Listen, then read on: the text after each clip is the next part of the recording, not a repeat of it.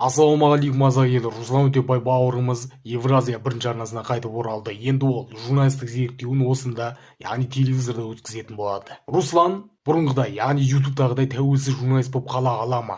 Ол тәуелсіз журналистік зерттеулерін мына телевизорда жалғастыра ала ма? Осы видеода осы туралы талқылайтын боламыз, кеттік бастайық. Енді Руслан Өтепбай бауырымыз Евразия бірінші арнасына, яғни телевизорға қайтып оралған екен, тележүргізуші болып. Ол осында өзінің авторлық жобасы анықтаймыз Руслан Өтепбаймен дейтін бағдарламаны жүргізеді екен. Алғашқы бағдарламасын мына Атыраудағы қайғылы вақиғаға арнаған екен. Тұсаукесері бүгін кешкісін сағат 21:00-де Евразия бірінші арнасында, яғни ютубта емес телевизорда болады.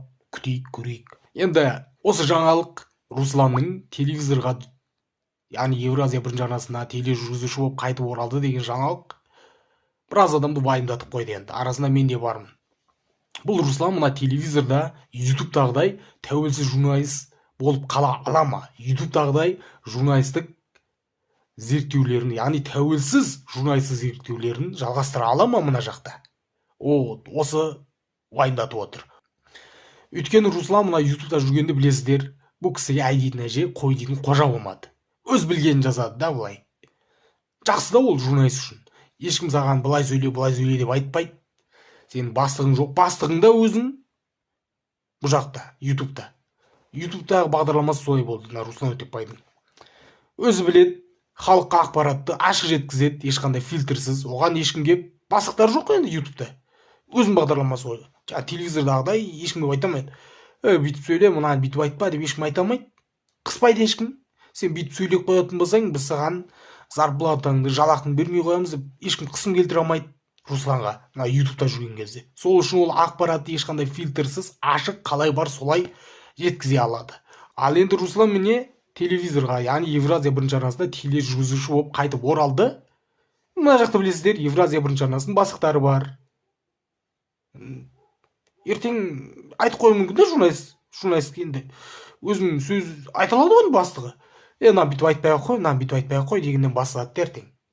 Сондай жағдай болып, Руслан тәуелсіз журналист бола ала ма? Тәуелсіз журналистік зерттеу жасап, өзінің тәуелсіз ойын, жұмыстарын халыққа жеткізе алмай қала ма деп уайымдап жатыр да елдер. Оны енді уақыт көрсетеді. Күтейік, көрейік. Не айтайын деп едім? Мына Евразия бірінші арнасы Руслан Өтепбайды амал жоқтықтан шақырып алды да. Өйткені мына Руслан көремізден кеткеннен кейін көреміздің рейтинг түсіп кетті. Бұрын Руслан жүргізген кезде көп адам қарайтын. Руслан кетті, одан Русланмен қоса көрерменнің бәрі кетіп қалды. Русланның мына ютуб арнасында. Содан мынадан көремізі құлап қалды енді. Рейтинг құлады. Одан бұлар ойлады, жарайды көреміз енді онша болмады. Бірақ бізде қосылайық бар деді. Қосылайықпен рейтингіміз түспейді деп ойлады да, бірақ олар болмай қалды. Қосылайықтың да рейтинг түсіп кетті қазір. Байқаған шығарсыңдар. Одан мыналар амал жоқ енді. Көрерменді ұстау керек. Не істейміз? Русланды шақырайық деп, сөйтіп барып Русланды шақырған сияқты. Сол.